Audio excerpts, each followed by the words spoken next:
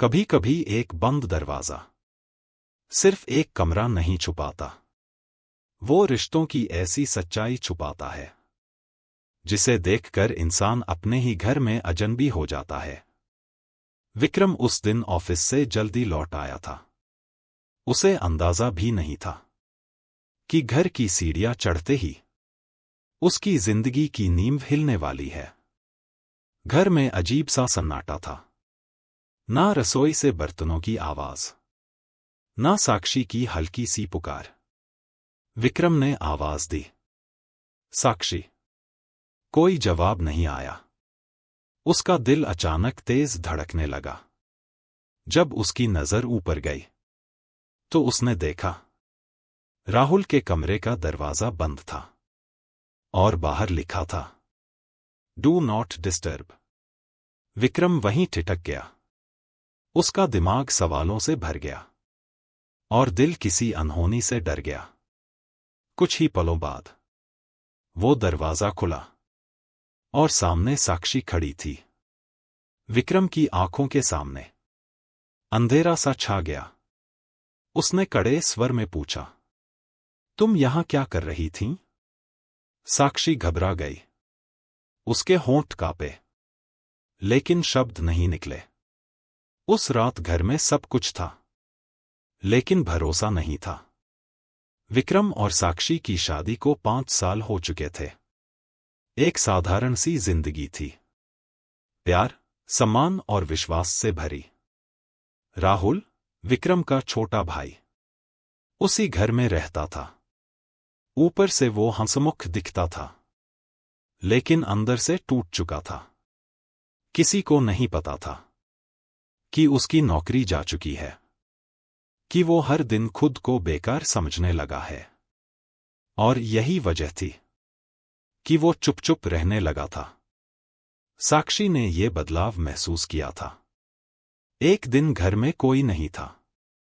राहुल अपने कमरे में बैठा, सिर पकड़े रो रहा था।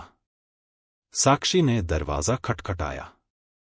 वो अंदर गई और बोली, राहुल, अगर दिल भारी हो तो बोल लेने से हल्का हो जाता है। राहुल पहली बार टूट गया। उसने कहा, भाभी, मैं हार गया हूं। सब खत्म हो गया है। साक्षी चुपचाप सुनती रही। ना कोई गलत नजर, ना कोई सीमा का उल्लंघन। बस एक इंसान दूसरे इंसान को संभाल रहा था।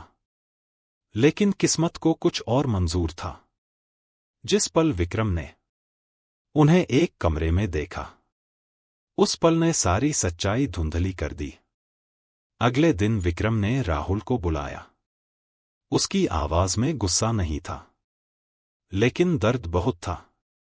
उसने पूछा, कल कमरे में क्या हो रहा था? राहुल की आंखें झुक गईं।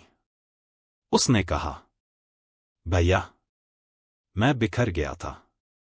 भाभी बस मुझे रोक रही थी ताकि मैं कोई गलत कदम न उठा लूं।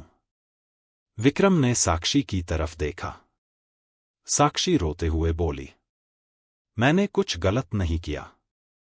मैं सिर्फ एक परिवार को टूटने से बचा रही थी। कमरे में सन्नाटा छा गया। विक्रम पूरी रात सो नहीं पाया।